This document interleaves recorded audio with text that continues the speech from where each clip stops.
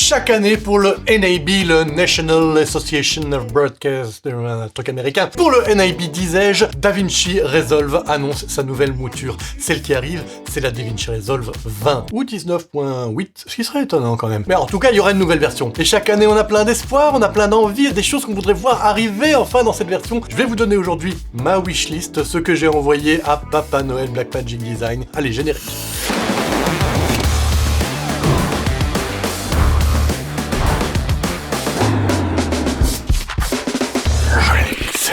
Bienvenue sur Jeux les Pixels, la chaîne de la post-production en général et de DaVinci Resolve en particulier. Donc ma wishlist, ce serait quoi pour ce DaVinci Resolve 2020? Première chose que j'ai très envie de voir arriver, c'est une amélioration, mais qui serait vraiment conséquente, du text-based editing. Ce qui me manque profondément, c'est la possibilité de pouvoir faire un coupé-collé avec un insert. C'est-à-dire que, je m'explique un petit peu mieux, là actuellement, si je choisis ce texte-là et que je fais couper, ok, alors effectivement, ça a coupé, ça a fait un trou. Et si je veux aller le coller, par exemple, ici au début, voilà, avant autre chose, si je colle, en fait, ce que ça a fait, c'est que ça a remplacé le texte. Là, si je reviens en arrière, vous voyez que si pour autre chose pour démarrer, lorsque je colle, ben, il a effacé autre chose pour démarrer. Donc en fait, ça n'a pas inséré un bout de texte entre deux bouts de texte, ça a supprimé le bout de texte sur lequel j'étais à l'endroit où je collais. Et donc c'est là, ça sert à rien. Moi, je voudrais vraiment pouvoir éditer ma vidéo exactement comme si c'était un texte dans Word. Ça, ce serait vraiment formidable. J'espère que ça va arriver. Ensuite est également arrivé dans DaVinci Resolve 19, je pense, la possibilité ici, dans le text-based editing,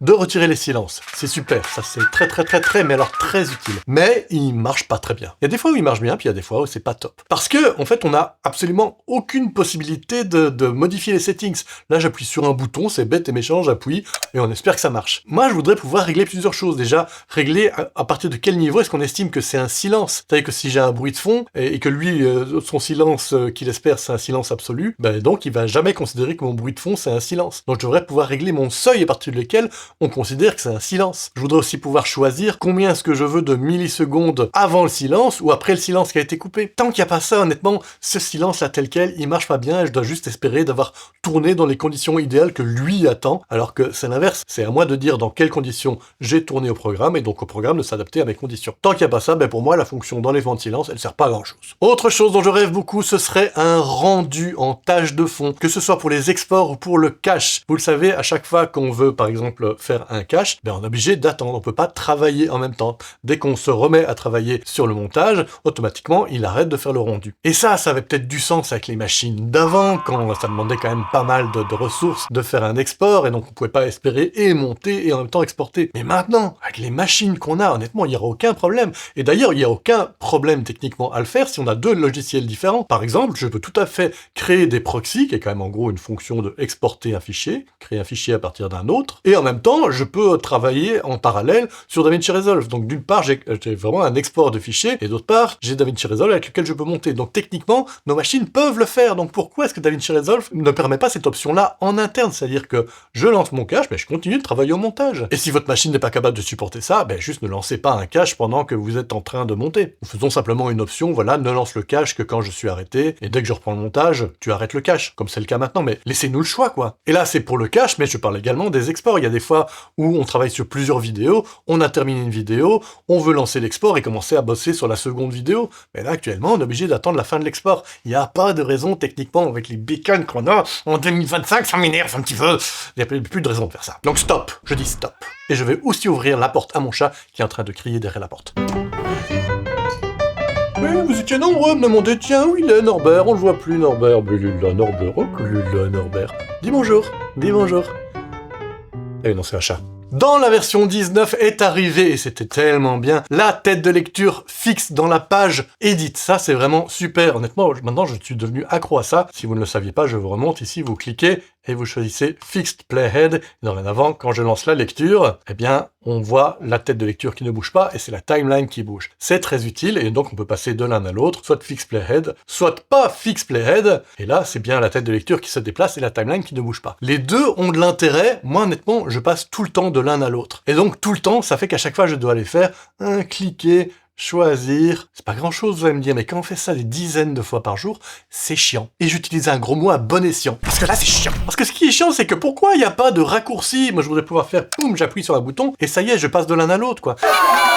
Eh ben, il n'y a pas. Ou plus exactement, il y en a un, mais que pour la page Fairlight. Et ça, je m'en tape. Donc, s'il vous plaît, rajoutez dans les possibilités de raccourci le Fixed Playhead dans la page Edit, ce serait tellement plus simple. Je voudrais également pouvoir ajouter plusieurs comptes YouTube dans les presets. Là, vous savez sans doute que si on va dans ici les presets, si je vais dans Internet Account, j'ai la liste ici de tous mes comptes des différents réseaux sociaux. Voilà, YouTube, Vimeo, TikTok, Dropbox. Enfin, Dropbox, pas un réseau social, mais bref, vous m'aurez compris. Mais je ne peux mettre qu'un seul compte YouTube. Or, on est plein de monteurs à travailler pour différentes chaînes YouTube. Et donc, une fois, on va uploader chez l'un, une autre fois chez l'autre, et ainsi de suite. Ben là, à chaque fois, je suis obligé d'aller changer le compte au sein de mes préférences. C'est pénible. Moi, je voudrais une liste déroulante avec laquelle j'ai un ensemble de comptes YouTube que je préprogramme et j'ai qu'à choisir dans ma liste déroulante vers quoi je veux uploader. Alors, le point suivant, alors ça, mais on est des millions. Je pense qu'il n'y a pas une seule personne au monde qui ne veut pas ce que je vais vous dire. Une refonte complète des de keyframes dans la page Edit. Les keyframes dans la page Edit, honnêtement, vraiment, tel quel, ça sert à rien. C'est tout petit, c'est scrogneux, on sait pas bien manipuler les choses, ça sert à rien. On est obligé de passer dans la page Fusion, mais la page Fusion, il y a plein de gens qui n'y vont pas parce que ça fait un petit peu peur quand on n'a pas pris le temps de découvrir la bête. Et donc du coup, on se retrouve dans ce petit machin scrogneux de la page Edit qui sert à rien. Franchement, allez voir ce que fait Premiere, là je dis pas ça souvent, mais Premiere a une bien meilleure gestion des keyframes au sein de leur logiciel de montage. Copiez, franchement, copiez, c'est 1000 fois mieux que ce que vous avez. Si vous aimez cette vidéo, c'est le moment de vous y abonner, de cliquer sur la petite cloche pour recevoir les notifications ou sur le petit bouton merci, ou de laisser en cliquant sur le petit bouton merci des petites pépettes afin que mon Noël se passe. En même temps, Noël c'est dans très longtemps, donc je vois pas pourquoi est-ce qu'on parle déjà de Noël, mais ça pourrait être un peu Noël tous les jours si vous me donnez des pépettes. Ça fait très capitaliste là, je m'entends, je me suis entendu le dire, très je veux du pognon quand même. Ouais. Ah, on sonne à ma porte, je vais ouvrir. Peut-être un peu Noël déjà, je reçois des cadeaux. Alors qu'est-ce que c'est? Hop. Des vis. Merci Papa Noël. Bon, voilà. Sur cette interlude qui ne servait à rien, reprenons à présent la continuité de la vidéo précédente. Les sous-titres automatiques, ça c'est arrivé dans la version 18, c'est vraiment super, mais actuellement il n'y a pas de possibilité de traduire en même temps qu'on fait les sous-titres. Or quand même un des intérêts des sous-titres, outre le fait de sous-titrer en français ce qui est déjà en français, ce qui est un intérêt relatif à part pour les personnes malentendantes, ce qui serait vraiment bien c'est de sous-titrer et de traduire en même temps. Ça, ce serait vraiment le top, mais actuellement ça le fait pas, donc ce serait bien que ça le fasse. Dans ma liste de souhaits suivants, là, je sais bien que la suivante, elle va jamais arriver, mais je le dis quand même. Moi, ça, c'est mon bébé d'amour. C'est le Speed Editor, c'est absolument génial. Petit clavier donc de montage, hein, en gros un ensemble de raccourcis, et ici une petite molette pour se déplacer dans la timeline, sauf que on peut pas le customiser. C'est-à-dire que les boutons, ils font ce qui a été prévu par Blackmagic Design et rien d'autre. Et moi, il y a plusieurs boutons là-dedans qui me servent honnêtement à rien, et je voudrais pouvoir les changer à autre chose. Bon, ça, je pense que ça arrivera jamais, parce que vous voyez que sur les boutons, il est déjà indiqué la fonction, donc je comprends que ça paraîtrait un petit peu confusant de tout d'un coup avoir un bouton qui écrit quelque chose et en fait il fait autre chose, donc ça n'arrivera sans doute jamais. Mais je le redis quand même parce que franchement moi j'aimerais que ce soit quand même le cas. Je m'en fous que ce soit un peu confusant, j'aimerais ça. Voilà.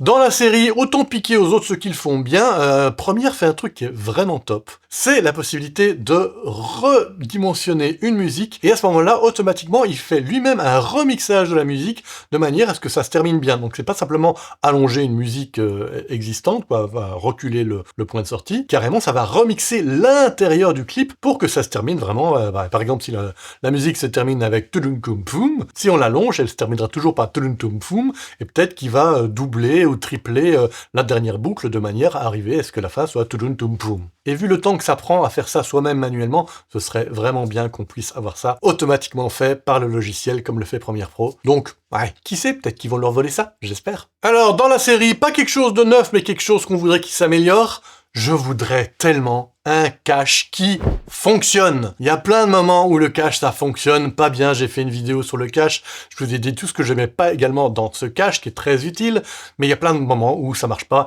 Par exemple, le moment typique qui m'énerve, c'est mettons que vous avez un clip avec un effet dessus, il fait le cache, ça c'est logique, après je déplace ce clip et il va recalculer le cache, alors que c'est exactement le même clip et le même effet, tout ce qui a changé c'est qu'il est à un autre endroit dans la timeline, ça ne devrait pas mériter un recalcul de cache. C'est énervant, c'est de la perte de temps inutile, et déplacer un clip, ça arrive tout le temps. Donc à chaque fois, ça me fait perdre du temps. Donc un cache qui fonctionne, ça me semble pas beaucoup demander, mais je le demande. Un autre truc dans la série, autant piquer aux autres ce qu'ils font bien, eh bien c'est la possibilité ici de cliquer n'importe où dans la timeline pour déplacer la tête de lecture. Puisque vous le savez, actuellement pour déplacer la tête de lecture, on peut uniquement se rendre dans cette petite portion qui fait à peine quelques millimètres de hauteur, ici et nulle part ailleurs. Donc là c'est bon, là c'est bon, là c'est pas bon, non. Et là, c'est pas bon non plus. Ah bah non. Et là, même pire, si je vais un petit peu trop haut, ah bah du coup, j'ai changé de timeline. Et c'est énervant. Et donc, on est obligé de recliquer ici pour ensuite aller bien rechoisir exactement cette petite portion de quelques millimètres et rien d'autre. Pourquoi est-ce que ici, là, cette zone qui ne sert à rien puisqu'elle est vide, pourquoi est-ce que cliquer en cette zone vide, ça ne déplacerait pas la timeline, voilà, que ce soit en bas ou au-dessus. Il n'y a pas de raison technique à ce que ça ne puisse pas faire ça, donc s'il vous plaît, ajoutez ça. Final Cut Pro le fait, c'est beaucoup mieux, s'il vous plaît, intégrez ça. Un autre petit truc à la con et qui m'énerve depuis longtemps, je voudrais pouvoir sélectionner ce clip et directement le faire apparaître au sein de mon explorateur de fichiers, en faisant un clic droit et en trouvant pour un Mac Reveal in Finder, mais il n'y a pas de Reveal in Finder. Tout ce qu'on peut faire ici, c'est Find in Media Pool. Du coup, il a mis en surbrillance le clip en question, et là, je peux faire clic droit et faire Reveal in Finder, donc je suis obligé de passer par 2 étapes. Pourquoi passer par 2 étapes? Moi, je voudrais simplement faire un clic droit et trouver ici, quelque part, un Reveal in Finder. Et enfin, le dernier point sur ma wishlist, ce serait, ça va peut-être vous paraître étonnant, mais moi, je voudrais une fusion de la page Cut et de la page Edit. On a 2 pages différentes pour faire du montage. Chacune de ces pages a des qualités que n'ont pas l'autre et vice versa. Et donc moi je passe pas mal de temps à passer d'une page à l'autre selon la façon dont je veux que se comporte mon interface de montage. Et donc c'est très pénible, moi je préférerais choisir une bonne fois pour toutes. Moi en fait ce que j'aime c'est ça. D'ailleurs on voit que petit à petit, de plus en plus, il dédouble les fonctions d'une page sur l'autre. Typiquement la Fixed Playhead, donc la tête de lecture fixe, c'est quelque chose qui venait de la page Cut, que les gens aimaient bien, donc ils l'ont intégré dans la page Edit. Et dans la page Edit, ils l'ont rendu sélectionnable. Donc soit on met la tête de lecture fixe ou pas. Mais c'est ça le comportement qu'on veut en fait. C'est choisir pour chacune des fonctions, est-ce qu'on veut l'utiliser ou pas, et pouvoir l'activer ou le désactiver facilement. On veut pas avoir à chaque fois à changer de page juste pour utiliser une fonction. Ah maintenant je vais utiliser une autre. Ah je dois de nouveau changer de page et ainsi de suite. C'est une perte de temps. Honnêtement, on pourrait tout à fait fusionner les deux. Ce serait évidemment un énorme travail. Mais là, honnêtement, je ne vois pas d'intérêt à devoir passer d'une page à l'autre. Fusionner ce qu'il y a de meilleur dans les deux et ce serait vraiment le programme de montage ultime. Ça va être déjà pas mal, mais avec ces allers-retours de pages, c'est ce qui est un peu dommage. Voilà, c'est ça ma wishlist. Et vous, c'est quoi la vôtre? Dites-le moi en commentaire là, qu'est-ce que vous espérez pour la version 2020? Elle arrive bientôt, hein, logiquement c'est à la sortie du NAB. Il y a des chances que le 5 avril, on nous révèle de quoi sera fait DaVinci Resolve 2020. Ça veut dire que moi, toute la journée, je vais faire « Oh, c'est aujourd'hui, avec ce même air débile. Bon, là-dessus, je vous laisse en compagnie de cette vidéo, et je vous dis salut.